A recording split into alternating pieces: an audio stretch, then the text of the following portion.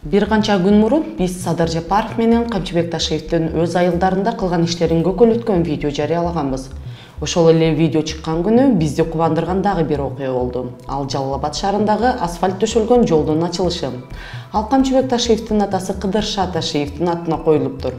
Август айында болсо Барпыда Джони аталган жаңы парк курулуп иштеп баштаган. Ал кимдин атына коюлган деп ойлойсуздар? Туура, Ташиевдин улуу агасынын атына. Бул Азербайжандагы Гейдар Алиевдин культун, кыргызча айтканда жеке зоболосун эске салат. Кыргызстандыктардын арасында бул жаңылык ар кандай реакцияларды пайда кылган.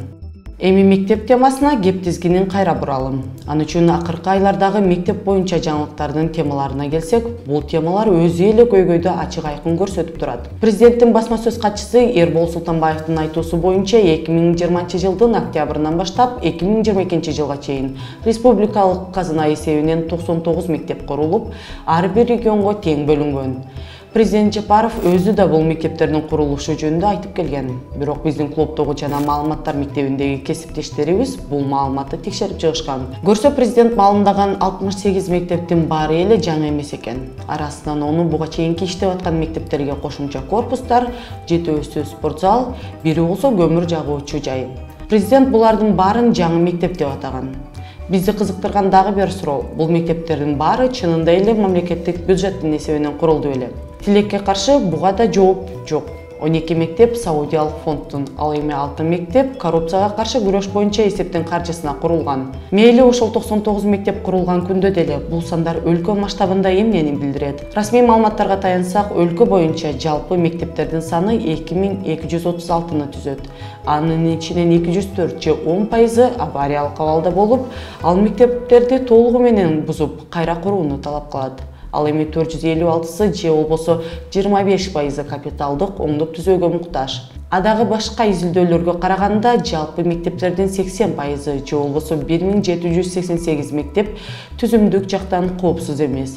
Биз жылына 99 мектеп куруп, оңдоп түзөсөк да, мындай катастрофалык абалды жакшыртуу үчүн 19 жылга жакын убакыт кетет. Ал эми 19 жыл ушундай темп менен кура турган болсок, толук сапаттуу билим ала албаган дагы бир муун өсүп чыгат. Албетте өз айылдарын жакшырткан дагы далай президент же болбосо УКМК башчылары бийликке келер. Бирок мындай логика менен карасак, анда Кыргызстандагы ар бир айыл Санташ, Барпы же Кең суудай болуп өнүгүүсү үчүн кеминде 453 жаңы президент, жаңы УКМК башчыларын келишим күтүшүбүз керекпи? Албетте Жапаров менен Ташиевди мактаган буга чейинки видеобуз какшык экенин барыңыздар туура эле түшүндүңүздөр деген үмүттөбүз.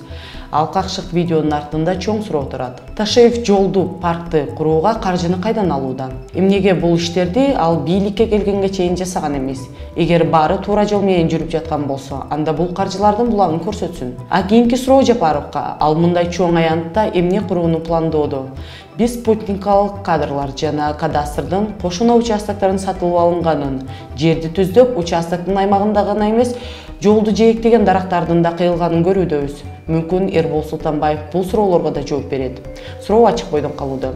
Сиздер менен Перзат Сайтбурхан болду. Кийинки берүүлөрдөн көрүшкөнчө. Урматтуу көрүүчүлөр, биздин үдүктөөлөр дагы да көп жана сапаттуу болушун кааласаңыз, коррупцияга каршы күрөшүүгө салым кошкуңуз келсе, анда биздин Patreon'га катталып колдоо көрсөтүңүз.